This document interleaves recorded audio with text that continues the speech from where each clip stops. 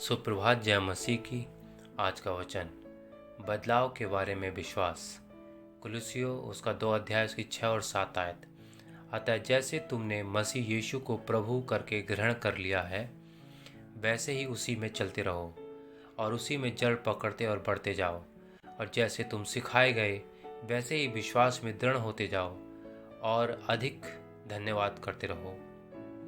अपने उद्धार के मुद्दे को आज ही सुलझाएं और अपने विश्वास में दृढ़ होकर आगे बढ़ें। यदि हम शत्रु की योजनाओं का विरोध करने की आशा करते हैं, तो उद्धार के संबंध में किसी भी भ्रम को दूर करना महत्वपूर्ण है। तो आए बदलाव प्रक्रिया के 3 महत्वपूर्ण चरणों पर विचार करें। पहला, हमें कुछ पता होना चाहिए।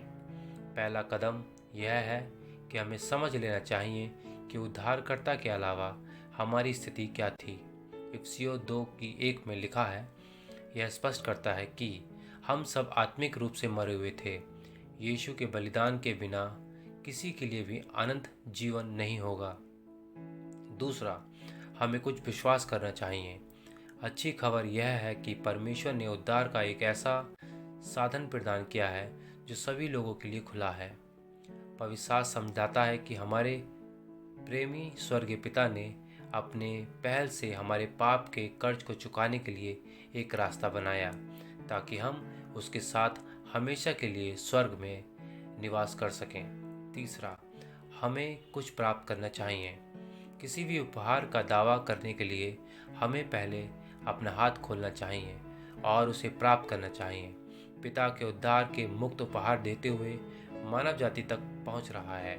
एक बार जब हम इसे समझ लेते हैं, तो हमें हमेशा के लिए यह रखना हमारा काम है। क्या आप एक विश्वासी हैं जो परमेश्वर की आत्मा द्वारा सामर्थी हैं और उद्धार के बारे में पूरी तरह पक्के हैं?